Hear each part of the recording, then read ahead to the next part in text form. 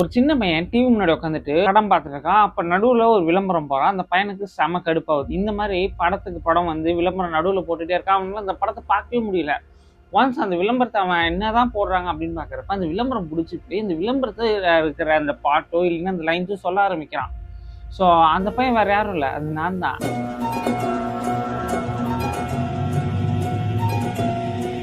Hi guys, நான் குரு. So எனக்கு சின்ன வயசுலேருந்து ஒரு செம ஆசை. சின்ன ஆசைன்னு கூட சொல்ல முடியாது, ஒரு பெரிய ஆசை. ஸோ சின்ன வயசுலேருந்து நம்ம பார்த்த நிறைய ஆடு, மில்கா வண்டர் கேக்கு, கோபால் பல்பொடி, அரசன் சோப்பு அப்படின்னு சொல்லி எக்கச்சக்கமான டிவி விளம்பரங்கள் நம்ம மனசுக்குள்ளே நிற்கும். ஸோ அதுதான் நம்மளோட அந்த இயர்லி 2K கிட்ஸு, இல்லைன்னா 90s கிட்ஸாக இருந்தீங்கன்னா உங்களுக்கு தெரிஞ்சிருக்கும். ஸோ நம்மளோட அந்த காலத்து டிவி அட்வர்டைஸ்மெண்ட் எல்லாமே ரொம்பவுமே நாஸ்டாலஜிக்காக இப்போ வரைக்குமே மனசில் நிற்கிற மாதிரி சூப்பராக இருக்கும். நிஜாம் பாக்கு இந்த மாதிரி சொல்லி எக்கச்சக்கமாக இருக்குது.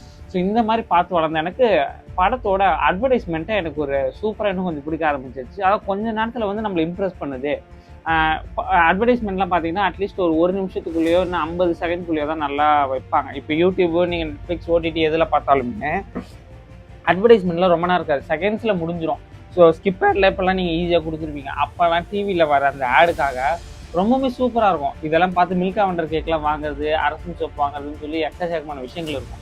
ஸோ இப்போ எதுக்குடா இதெல்லாம் சொல்லிட்டு இருக்கா அப்படின்னு நினச்சிங்கன்னா, இந்த மாதிரி டிவி ஆடை சின்ன வயசுலேருந்து பார்த்த எனக்கு டிவி ஆடை பண்ணுறதுக்கு எனக்கு ஒரு வாய்ப்பு கிடைக்குது. ஒரு பெரிய சந்தோஷம். இந்த யூனிவர்ஸ்க்கு மிக்க நன்றி சொல்லிக்கலாம். ஏன்னா இந்த யூனிவர்ஸ் கிட்ட கேட்ட ஒரு விஷயம் வந்து அந்த மாதிரியான ஒரு விஷயம். போலாண்ணா. ஏன்னா எனக்கு டிவி ஆடை வந்து எப்படி எடுக்கிறாங்க, அது எவ்வளோ சூப்பராக எடுக்கிறாங்க அப்படின்னு, படம் எடுக்கிறத பற்றி கூட நம்ம எதுலையோ பார்த்துருப்போம். ஆனால் டிவி ஆடை பற்றி எனக்கு அதிகமாக தெரியாது.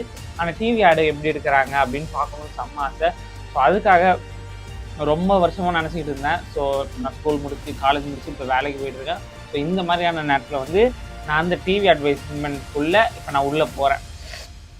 எனக்கு ஒரு கால் வருது. எனக்கு தெரிஞ்ச ஒரு அண்ணா, அவர் சொல்கிறாரு, ஃப்ரீ ஆடா நெக்ஸ்ட் வீக்கு இந்த மாதிரி வந்து ஒரு அட்வர்டைஸ்மெண்ட் இருக்குது, டிவி ஆடு பண்ண போகிறோம். ஸோ நார்மலாக வந்து நாங்கள் வந்து ஃபோனில் தான் அதிகமாக பண்ணுறோம். ஸோ இன்ஸ்டாவில் வீடியோ பண்ணுறது, யூடியூப்பில் வீடியோ பண்ணுறத நான் இருப்பேன், அந்த அண்ணாவும் இருப்பார்.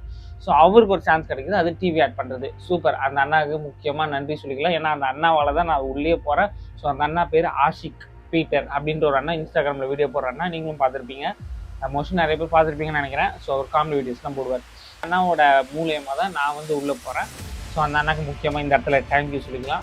ஸோ இப்போ நம்ம அட்வர்டைஸ்மெண்ட்டு, ஷூட்டிங் இதெல்லாம் ரெடி ஆகிப்பாங்க. ஷூட்டிங்னால அவ்வளோதான் ஜாலி இன்னைக்கு அப்படின்னு சொல்லி ஷூட்டிங்குள்ளே போகிறோம். செம்மையாக இருந்துச்சு. நான் அப்போ தான் முதல்ல ஒரு பெரிய ஷூட்டிங் ஸ்பாட் உள்ள ரொம்ப கிட்டக்க போகிறேன். தூரத்துலேருந்து பார்த்துருக்கேன். ஆக்சுவலாக ரொம்ப கிட்டக்க போய் எல்லாத்தையுமே அக்யூரேட்டாக கவனிக்கிறேன். இதுக்குமே ஒரு பெரிய தேங்க்ஸ் தான் சொல்லணும் அந்த அண்ணாக்கு தான். ஏன்னா எல்லாமே இந்த மொத்த வீடியோவுமே அந்த அண்ணாக்கு ஒரு தேங்க்ஸ் சொல்கிற வீடியோவாகவும், நான் எப்படி அந்த ஆடுக்குள்ளே போயிருக்கணும் அப்படின்றது தான். நான் வந்து ஆக்சுவலாக நான் இந்த ஆடுக்குள்ளே நான் எதுக்கு போகிறேன்னா, ஆக்சுவலாக நான் இதில் போய் BTS, அதாவது அவங்க எல்லாம் எப்படி பண்ணுறாங்கன்றது விளாக் எடுக்கவும், அடுத்து என்னோட விளாக் எடுக்கிறேன்ல அதுக்கும், அடுத்து நான் வந்து ஒரு அப்ரெண்டிஸ், அப்புறமா ஒரு அசிஸ்டன்ட் ஏரியாவும் ஒர்க் பண்ணேன். இல்லை அது ரொம்ப லாஸ்ட்டாக எப்படியெல்லாம் போகிறது, கற்றுக்கிறது, இன்டென்ட் சொல்லி எக்கச்சக்கமான விஷயங்கள் அப்படின்னு சொல்லி கற்றுக்கிறேன். ஸோ உள்ளே போகிறேன். உள்ளே போனால் பரபரப்பாக இருக்குது. எல்லாம் அந்த அண்ணா உள்ளே வராங்க, வந்து ஹாய் வெல்கம் பண்ணிவிட்டு அதுக்கப்புறம் உள்ளே போகிறேன். அந்த ஹவுஸ் வந்து அது வந்து ஒரு ஷூட்டிங் ஸ்பாட்டோட ஹவுஸு. அந்த ஹவுஸ் வந்து ரொம்ப பெரிய வீடு, ஒரு பெரிய பங்களா வீடு. அந்த வீட்டுக்குள்ளே போகிறேன். பார்த்தா இவங்க வந்து அன்றைக்கி ஏசி ஆடு எடுக்கிறாங்க. ஸோ அந்த ஏசி ஆடுக்கான டிவி கேம்பெயின் ஒன்று சொல்லுவாங்க, ஆட் கேம்பெயின் ஒன்று. ஸோ அதுதான். ஸோ நாங்கள் முதல்ல எடுக்கிறோம். அந்த பிராண்ட் பேர் சொல்லமான்னு கூட தெரில. ஸோ சொல்கிறேன், டார்லிங் ஏசி அப்படின்னு தெரியும் எல்லாருக்கும். ஸோ டார்லிங் பிராண்டுக்கு தான் நாங்கள் எடுக்க போனோம். செம்மையாக இருந்துச்சு. உள்ளே போகிறோம், பரபரப்பான இது ஸ்பாட்டு, செம்ம சந்தோஷமாகிடுச்சு. ஏன்னா பெருசாக நான் அந்த வரைக்கும் அந்த கேமராவில் சினிமாவில் அந்த சினிமா படம் எடுக்கிற கேமரா, சும்மா நம்ம நார்மல் கேமராவோ, நான் வந்து வேற எங்கேயோ யூஸ் பண்ணுற குட்டி கேமராவோ இல்லை, பெரிய கேமரா. அந்த கேமராவை ஆப்ரேட் பண்ணுறதுக்கு மட்டுமே ஒரு 5 பேர் சுற்றி நிற்கிறாங்க. அந்த லென்ஸை மாற்றுறதுக்கு, ஒருத்தவங்க அதை நோட் பண்ணுறதுக்கு, ஒருத்தவங்க அதை தள்ளுறதுக்கு, 2 பேர் 3 பேர் தள்ளுறதுக்கு. அது பெரிய கேமரா. உங்களுக்கு அது வீடியோவில் காமிக்கிறேன், அது பெரிய கேமரா. ஸோ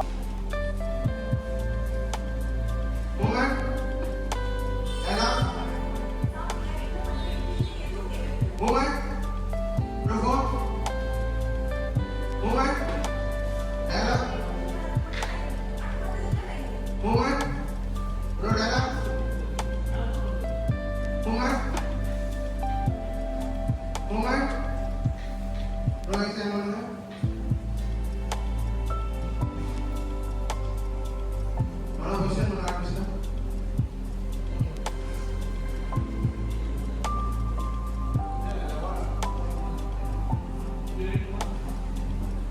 தள்ளுறதுக்கு அப்படின்ட்டு. ஸோ அடுத்து அதுக்கு ஒரு டேரக்டர், ஒரு அசிஸ்டன்ட் டேரக்டர், ஒரு ஸ்பாட் எடிட்டரு, அவரும் தான் அங்கே அவர் பெரிய எடிட்டரு, ஒரு ஏடி அண்ணா கியூ கொடுக்கறது.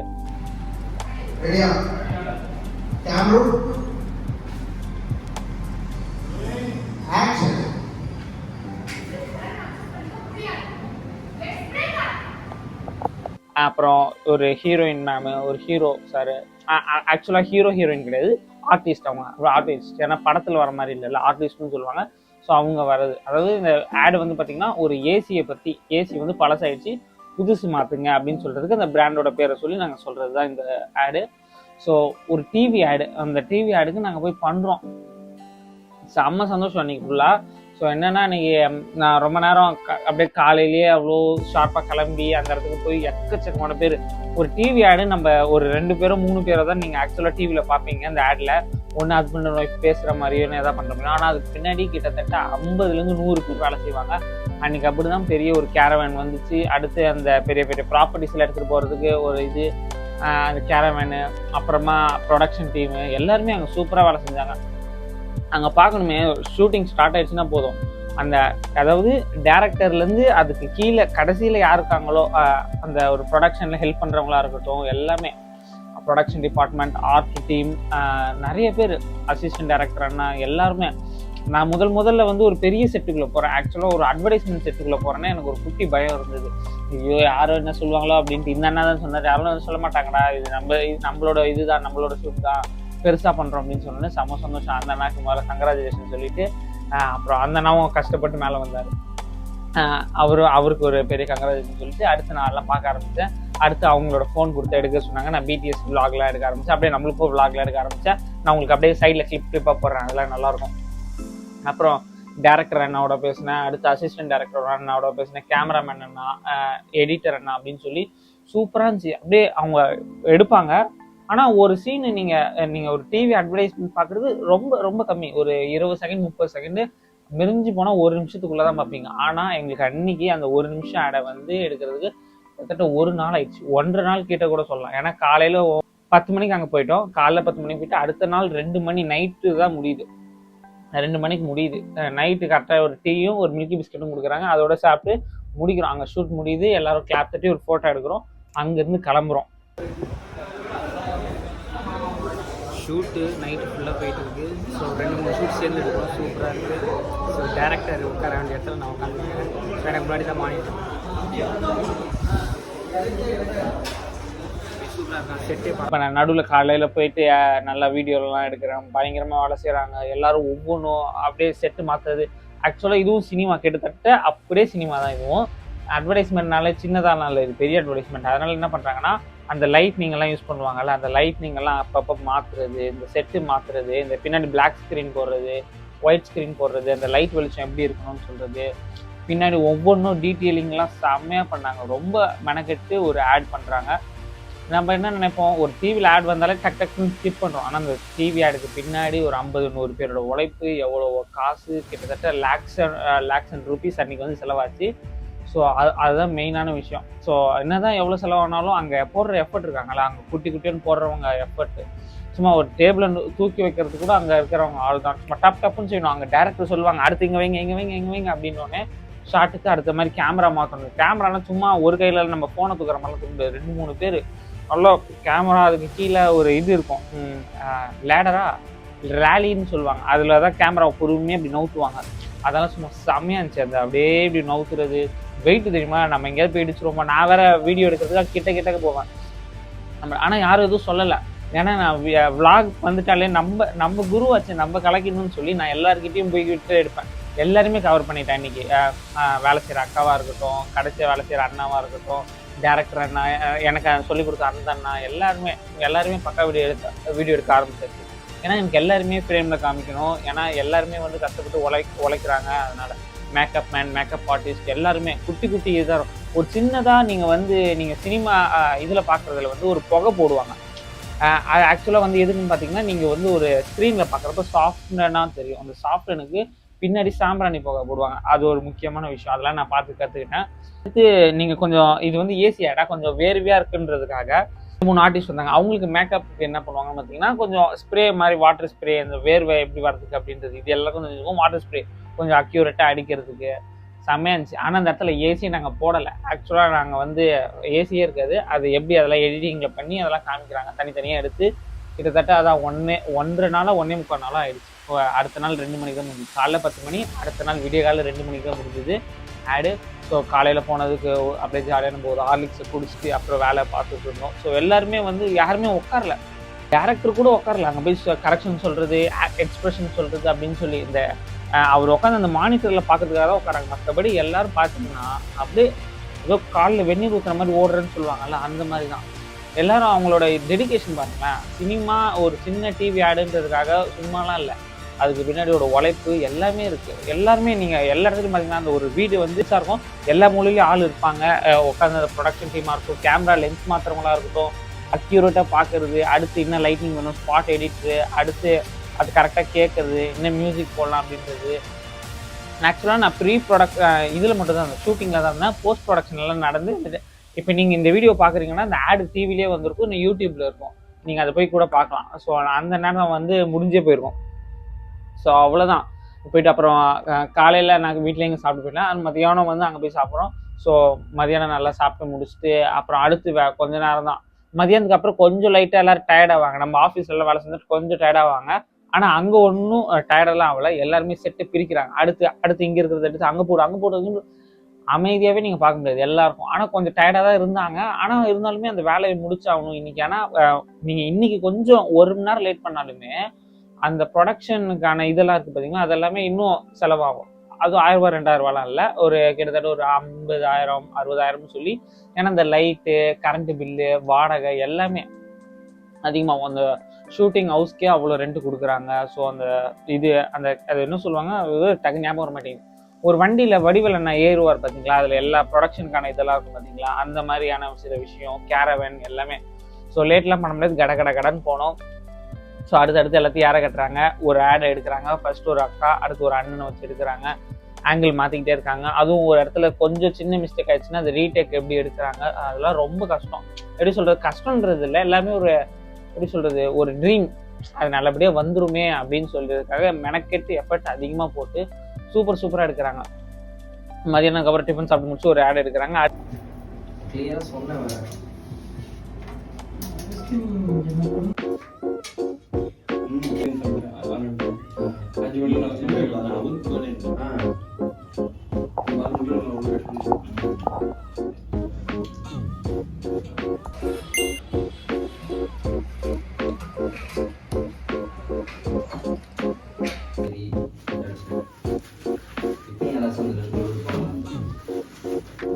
அடுத்து சாயந்தரம் டீ, காஃபி, ஸ்நாக்ஸு இதெல்லாம் வந்துச்சு. அதெல்லாம் சாப்பிட்டு முடிச்சுட்டு அடுத்து எடுக்கிறோம் மதியானம். அப்புறம் சாயந்தரம் ஆயிடுச்சு.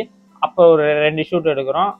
அதுக்கப்புறம் எடுத்து முடிச்சிட்ட பிறகு நைட் ஆயிடுச்சு. அப்போ பரோட்டா அதெல்லாம் வச்சு சாப்பிட்றோம். ஸோ சூப்பராக இருந்துச்சு. ப்ரொடக்ஷன் ஃபுட்டு எல்லாமே சூப்பரு, செம்மையாக இருந்துச்சு. அங்கே ஹெல்ப் பண்ணுற அந்த அண்ணா, அந்த ப்ரொடக்ஷன் டீம், அந்த சாப்பாடு கொடுக்குற அண்ணா வந்து ரொம்ப எல்லாருமே பார்த்துக்கிட்டாங்க. இப்போ என்ன வேணும் அதெல்லாம் கேட்டுக்கிட்டாங்க.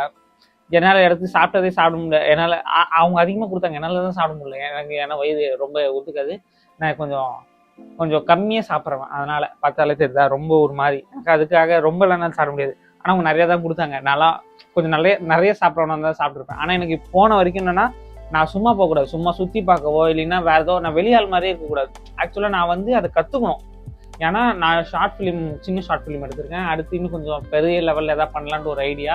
ஸோ அதெல்லாமே எனக்கு வந்து நான் போய் கற்றுக்கணும், பயங்கரமாக கற்றுக்கணும். அவங்க என்னென்ன சொல்கிறாங்களோ அதெல்லாம் செய்யணும்.